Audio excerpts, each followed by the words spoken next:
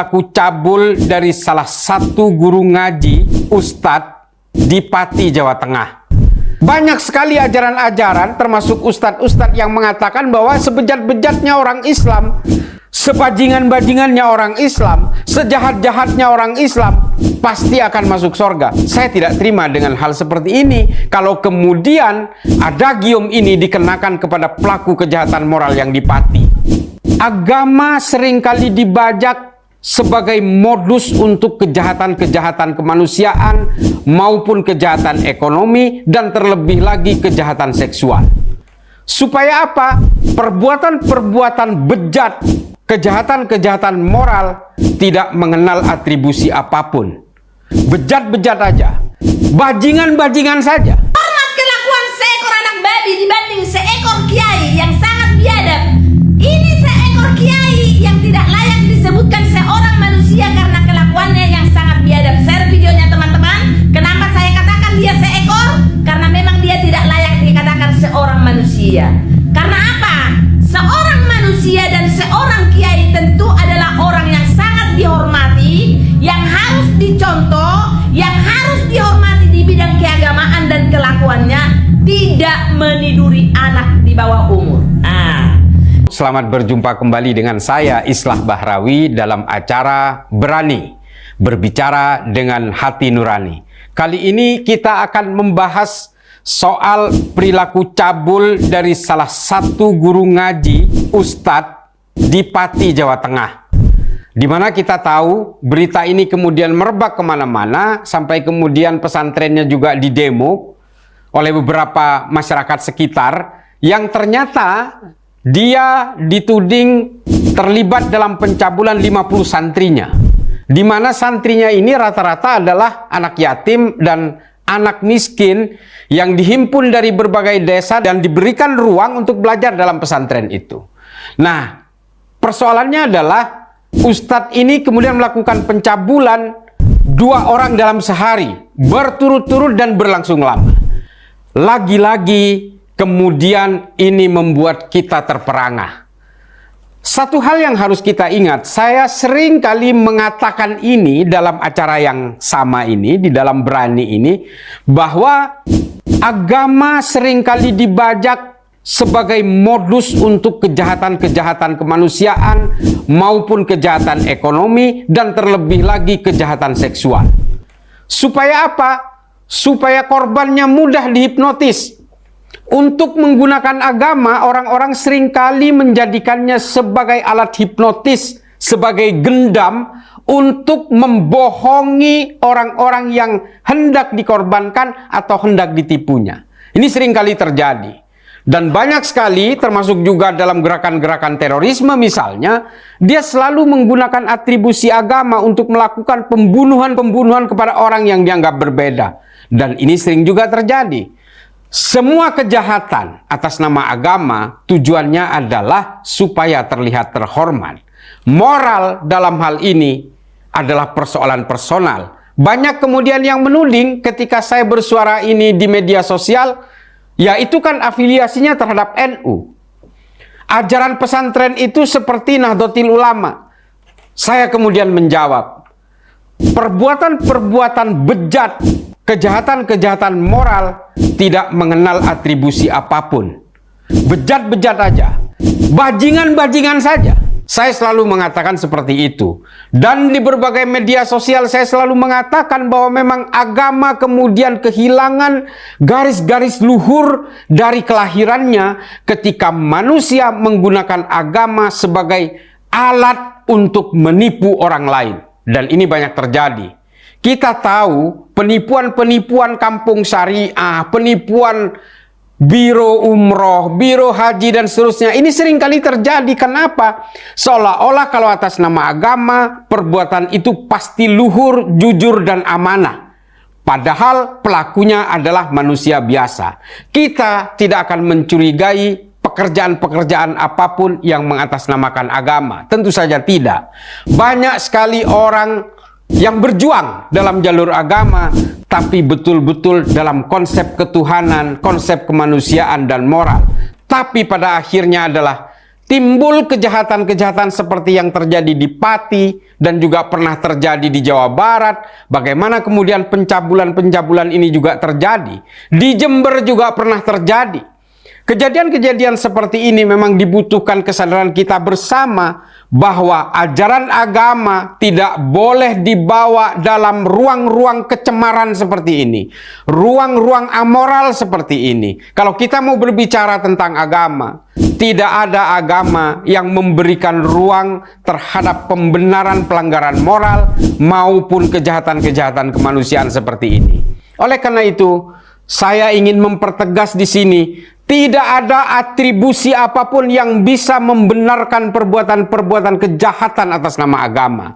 Ustadz yang ada di Pati hari ini statusnya sudah tersangka, dan saya minta kepada para penegak hukum, lakukan pengadilan ini secepatnya, lalu buktikan kepada masyarakat bahwa tidak boleh lagi ada perbuatan-perbuatan seperti ini karena ada dua hal. Satu, dia mengkhianati agama. Yang kedua, dia telah mencemari nama-nama keluhuran agama. Termasuk juga Nahdlatul Ulama, Muhammadiyah, manhaj apapun, mazhab apapun, tidak ada ajaran-ajaran yang membenarkan perbuatan-perbuatan seperti ini.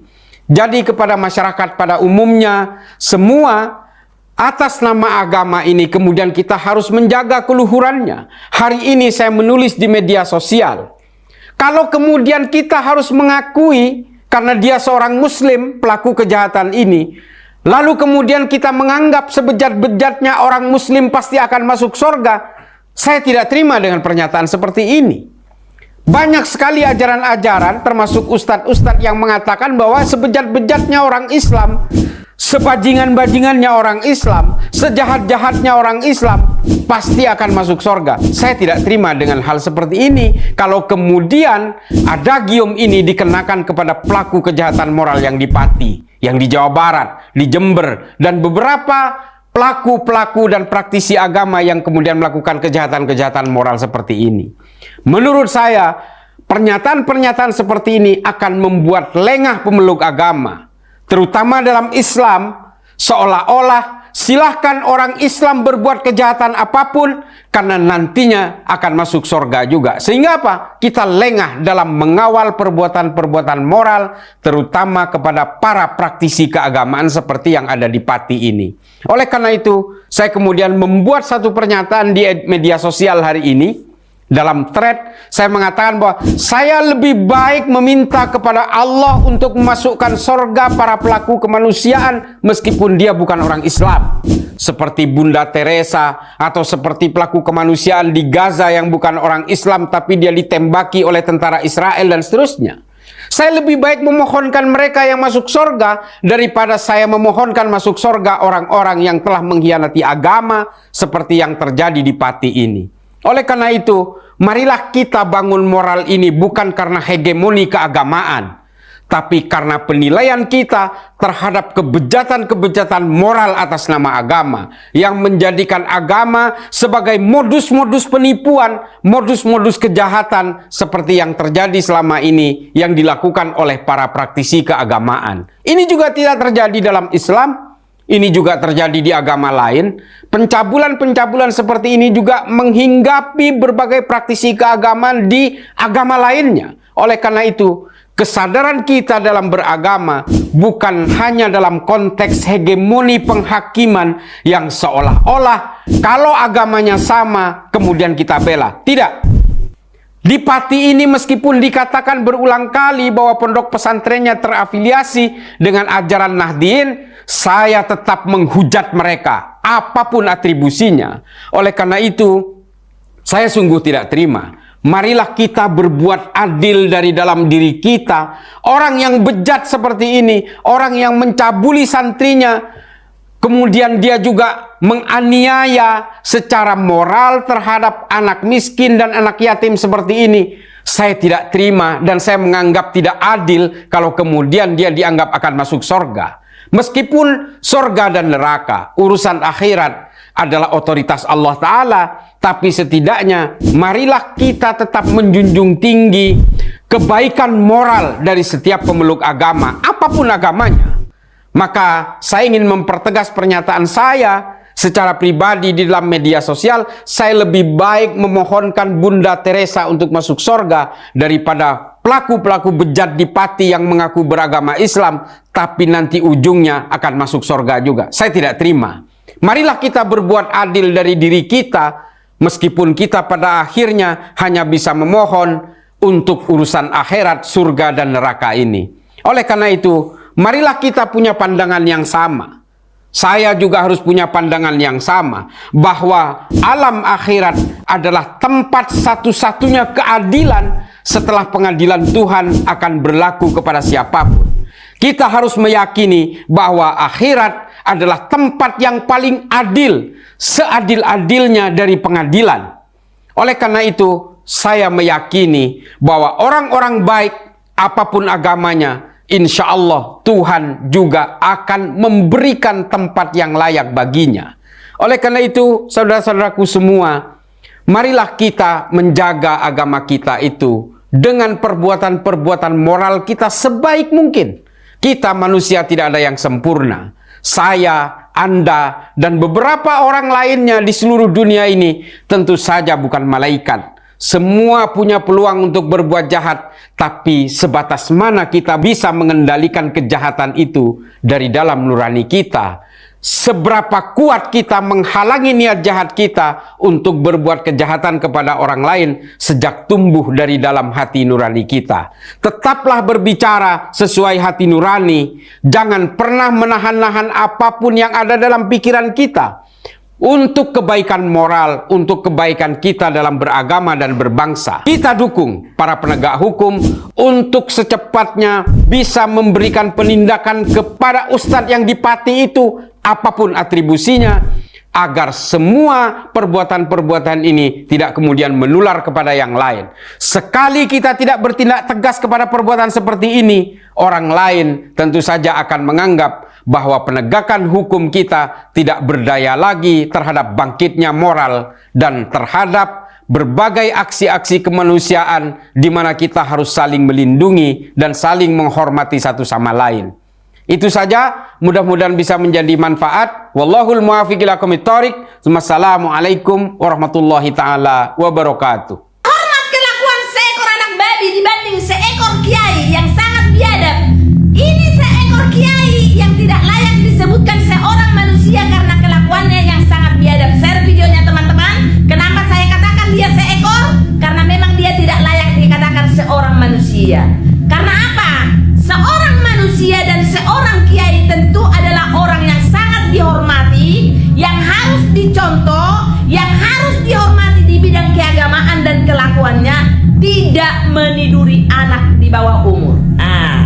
Jadi kalau babi tidak pernah mau meniduri anaknya di bawah umur, dia menidurinya setelah anak babi tersebut dewasa. Tapi kiai seperti ini, oknum kiai seperti ini adalah kiai biadab. Karena apa? Pesantren harusnya tempat anak belajar ilmu pendidikan agama dan pendidikan yang lain yang aman dan tentram. Tapi dibuatnya pesantren tersebut adalah ladang kejahatan di dalam selangkangan anak kecil. Karena apa? Sampai 50 orang santri yang masih perawan diperawani orang biadab seperti ini, berani-beraninya dan tega-teganya kau meniduri anak satu malam 2 orang, sampai 50 orang perawan santri kau habiskan. Untuk apa kau buat biadab? Saya sebagai perempuan yang melahirkan anak perempuan dan laki-laki sangat tidak berterima dengan keberadaan ini. Kalau anak saya salah satu dari yang kau perawani tersebut, akan saya putus kelaminmu tersebut. Akan saya habiskan masa depanmu, kurang ajar. Tapi di negara Konoha ini bukan hanya sekali ini lagi terjadi seperti ini. Bisa ini nanti tertutup. Bahkan kasus di pesantren ini ternyata udah dari tahun berapa dilaporkan, tapi bisa diam. Bahkan polisi yang sudah tempat dilaporkan tersebut, kalian dikasih apa sama pesantren tersebut, sama oknum biadab ini? Kalian bisa menutupi kasus ini dari tahun 2024. Kalau tidak viral seperti ini, tidak akan terangkat kasus ini kemana-mana. Akan diam dan diam aja. Coba Kalau di agama lain terjadi ini, udah berapa ratus jilid bahkan dari pimpinan agama sana, ini di agama kalian itu pasti sudah bikin aturan begini, begitu. Jangankan masalah begini, daging babi dijual aja. Puasa kemarin rame kemana-mana kalian. Di Jawa kemarin masalah daging babi, tapi masalah selangkangan begini sampai 50 orang anak bangsa. Dan bukan hanya ini ya, sudah ratusan bahkan ribuan kali mungkin, tapi bisa damai-damai aja. Karena apa? Pemimpin agama matanya pada kemana? Hati nurani kalian pada kemana? Karena apa? Itu halal kan? Halal kan? Boleh kan di agama kalian begitu?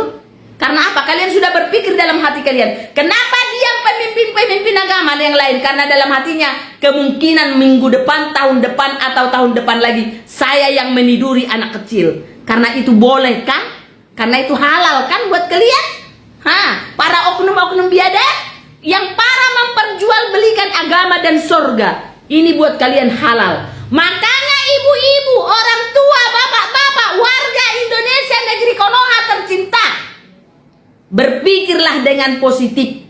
Orang-orang pemimpin agama yang memperjualbelikan agama dan surga, jangan diikuti. Banyak pemimpin-pemimpin agama yang lain yang benar-benar berjalan di bidang agama, yang benar-benar takut sama Tuhan Sang Pencipta, bukan pencinta selangkangan anak kecil seperti ini. Saya tidak berterima ya. Inilah bangsaku, bangsa Indonesia. Tolonglah selesaikan masalah-masalah seperti ini. Karena kami kaum ibu tidak berterima anak-anak kami, anak bangsa ini, tiang negara ini dihancurkan masa depannya oleh oknum-oknum biadab seperti ini. Share videonya teman-teman. Tentu para ibu yang lain juga tidak berterima akan hal ini. Kalau ada ibu yang lain yang berterima dengan hal ini, mengatakan ini halal, berarti kau bukan manusia. Samalah kau dengan babi yang ada di kampung saya. Share videonya. Ternyata kelakuan biadab kiai, oknum kiai yang ada di Pati, di pesantren tersebut, sudah ada yang melaporkan dari tahun 2020, lanjut lagi ke tahun 2024, ternyata sampai sekarang. Share videonya teman-teman, share videonya. Dari tahun 2020 sudah ada yang melaporkan ke Polsek Pati, ke Polsek atau Polres nggak tahu ya. Tapi itulah yang saya dengarkan di sosial media dan juga pertemuan para polisi dengan para apa itu. Saya udah dengarkan ya. Tapi kenapa dibiarkan Pak polisi yang ada di Pati? Apa sih kerjaan kalian? Kalian kerja atau enggak sih? Hanya dengar laporan lalu diam gitu? Iya Pak? Begitu ya? Karena apa? Ini urusan selangkangan anak bangsa loh Pak. Bukan pencurian, bukan perampokan, bukan berantam, bukan apa. Tapi ini anak-anak di bawah umur yang lemah, yang tidak punya tenaga, anak-anak orang susah, anak-anak yatim piatu yang ditiduri seorang senior yang paling senior, yaitu pemimpin agama yang harusnya melindungi anak-anak di bawah umur. Dan dia seorang kiai di pesantren yang harusnya tempat aman, nyaman, tentram, dan sentosa buat anak-anak tersebut. Jangankan di pesantren Pak, kita lihat di jalan aja anak-anak kalau kita lihat lemah pasti kita bantu kan? Kenapa kalian sebagai kepolisian membiarkan? Seolah-olah seperti membiarkan dong. Kamu dari tahun 2020 sudah ada yang laporan, 2024 ada laporan lagi, sampai sekarang tahun. Kalau tahun 2026 ini nggak rame, pasti kau nggak bakal seperti ini, nggak bakalan bisa bekerja. Lalu kalian kerjanya apa Pak? Tiap bulan kalian terima gaji dari pajak masyarakat. Kalian apa kerjanya di Pati itu? Kalian untuk membiarkan aja gitu selangkangan-selangkangan anak. Kalau kalian udah tahu sebenarnya satu selangkangan anak tahun 2020 diperlakukan seperti itu. Kalau dibiarkan, ini kan predator, ini kan biadab, ini kan kurang ajar, ini kan bangsat ini. Ini oknum kiai yang jahat ini. Pasti dia karena dibiarkan nanti boleh dong. Ada lagi. Kalau dihitung dari tahun 2020 sampai tahun 2026, berarti sudah 6 kali kelulusan anak sekolah. Kita sudah tidak bisa menghitung berapa ratus selangkangan yang sudah diserodokin dia ini pakai kemaluannya yang biadab itu. Seberapa tajam pengen kuputus pakai pisau. Karena hati saya sangat sakit. Kalian tahu nggak sakitnya seorang perempuan mengandung, mengidam, hamil, melahirkan sampai menyusui sampai besar anak-anak itu? Kalian tahu nggak? Itu naluri hati saya, makanya saya marah. Makanya saya emosi karena apa? Karena itu. Karena melahirkan itu taruhan nyawa seorang perempuan. Melahirkan kamu kiai-kiai biadab. Taruhan nyawa seorang perempuan. Polisi-polisi kurang ajar yang tidak mau bekerja dari tahun 2020. Yang seolah-olah membiarkan. Sangat sakit ibumu melahirkan kau. Tahu nggak? Istrimu melahirkan anakmu atau kau tidak perhatikan, tidak lihat. Sakitnya luar biasa. Masa kamu tega anak-anak yang dilahirkan perempuan seperti ini, dan perempuan-perempuan yang dilakukan dia inilah harusnya yang akan melahirkan lagi buat tiang bangsa ke depan, yang akan melanjutkan masa depan bangsa. Tapi sudah dirusak dia duluan seperti itu. Tapi kalian-kalian yang para membiarkan perempuan-perempuan tak berdosa ini ditidurin seperti itu sampai berlanjut-lanjut. Semoga suatu saat kamu menikmati hasil yang seperti itu ya. Sungguh tega kalian, sungguh tega. Luar biasa. Betapa sakit, berapa trauma itu anak-anak yang merasakan penderitaan itu. Anak-anak yang sudah ditiduri oleh kiai, oknum kiai tersebut. Betapa traumanya dia melihat laki-laki. Tahu nggak kalian? Karena apa? Kita aja yang sudah dewasa, jika suami melakukannya bukan dengan kasih sayang, kita menolak ya. Apalagi anak-anak di bawah umur seperti itu, pakai otak, tahu nggak kalian itu? Kiai biadab kayak seperti kau. Gak cocok kau disebut manusia, tapi kau cocok disebut binatang, tahu nggak? Share videonya teman-teman.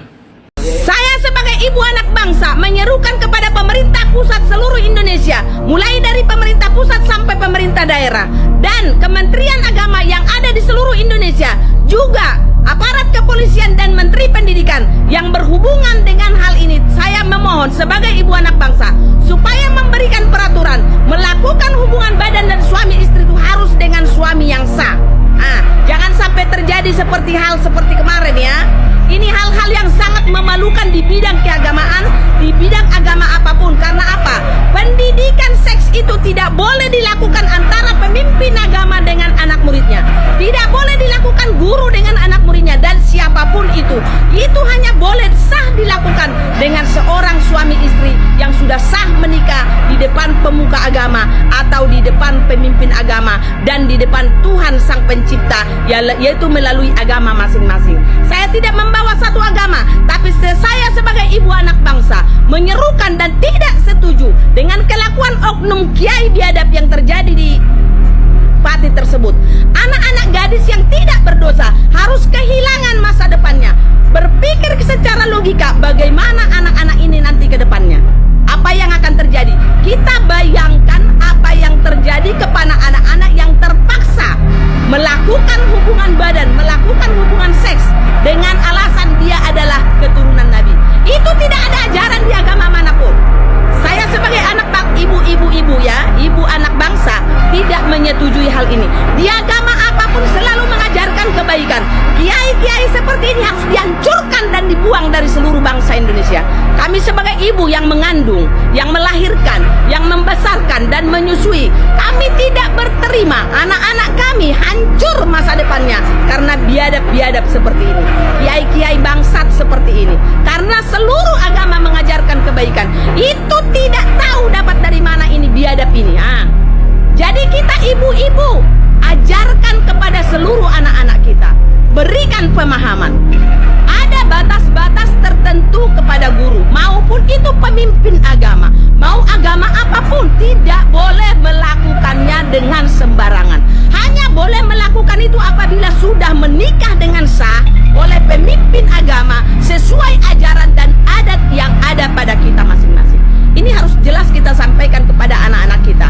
Bahkan kita tidak tahu di sekolah yang berbau pesantren ada nggak pelajaran seks. Saya kurang paham ya. Nah, karena saya bukan orang Islam ya, saya orang Nasrani. Tapi ini ada atau tidak saya kurang tahu. Tapi ini sangat memalukan kalau terjadi di lingkungan agama, apalagi agama yang berbalut jubah putih, tapi hati pemimpinnya dan kiainya sangat biadab. Tidak semua, sangat banyak loh pesantren yang sangat baik, sangat banyak pemimpin agama yang sangat baik. Di daerah saya tinggal pemimpin-pemimpin agama sangat terhormat. Tidak seperti kau biadab.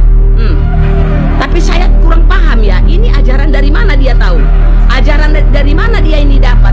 Menghancurkan masa depan 50 anak santri sebelum waktunya dia melakukan hubungan badan, harus dipaksa orang biadab ini. Bagaimana masa depan anak ini ke depan? Nah, 6 tahun 2026. Yang lulus dari tahun 2020 sampai tahun 2026 harus diselidiki. Berapa ratus orang perempuan yang sudah ditiduri biadab ini harus ditanggung sama dia. Ingat, janji-janjimu surga belaka itu bukan kau yang masukkan orang ke surga. Yang memasukkan orang ke surga adalah kelakuan orang tersebut melakukan kebaikan atau tidak dalam kehidupannya, bukan janji pemimpin agama biadab seperti kau. Maka kita orang Indonesia berhati-hati dan berhikmatlah. Pemimpin-pemimpin yang menjual kata-kata surga, pemimpin-pemimpin berjubah agama yang tidak benar, jangan diikuti. Yang benar itu kamu ikuti pemimpin-pemimpin yang baik, yang mengajarkan kebaikan. Lakukan yang terbaik dalam hidupmu. Bukan pemimpin agama yang menentukan kau masuk surga atau enggak, tapi kelakuanmu kau lakukan sepanjang hidupmu yang baik. Itulah yang membuat kita masuk surga, bukan janji mulut pemimpin agama. Paham ya? Share videonya, semangat, lakukan yang terbaik, hindari hal-hal negatif dalam hidupmu. Maka berdoalah kepada Tuhan Sang Pencipta supaya diberikan hikmat marifat kepada kita, supaya kita bisa memilih mana yang baik dan mana yang salah. Terima kasih, selamat pagi sahabatku. Sangat dibiarkan pelecehan seksual yang selalu dilakukan oleh para oknum kiai bejat juga guru ngaji di tempat-tempat keagamaan. Share videonya teman-teman. Kenapa saya katakan demikian? Share videonya supaya para pemerintah kita ini, aparat kepolisian juga anggota DPR memahami tugasnya dengan benar. Nah, yang membuat undang-undang itu adalah anggota DPR, juga diminta pendapat dari para akademisi, juga pemerintah yaitu presiden. Nah, apakah kalian tidak melihat kejadian ini yang tidak pernah berhenti? Dari tahun ke tahun dan tidak pernah tidak ada, selalu ada. Dan korbannya selalu anak-anak bangsa. Apa sih tugas kalian? Harusnya membuka mata dan pikiran, jangan lagi terulang ini. Saya sebagai ibu anak bangsa dan tentu semua orang tua korban seksual yang dilakukan oleh para oknum kiai dan guru ngaji, bahkan siapapun itu, dan terjadi di tempat pendidikan dan keagamaan yang berjubahkan, yang memakai jubah suci mereka, yang mengatakan itu adalah spiritual. Dan ini banyak terjadi, sama seperti guru bejat yang ada di Pati kemarin. Dia memaksa anak murid tersebut harus mengemut kelaminnya dan juga menelan spermanya. Sangat jahat, jijik, menjijikkan sekali. Saya sebagai ibu yang mengerti tentang suami, yang mengerti tentang seks tersebut, saya merasa sangat jijik apa yang dilakukan oknum kiai tersebut. Memaksa anak muridnya meminum spermanya dan mengemut kelaminnya. Bangsat, tahu nggak itu orang?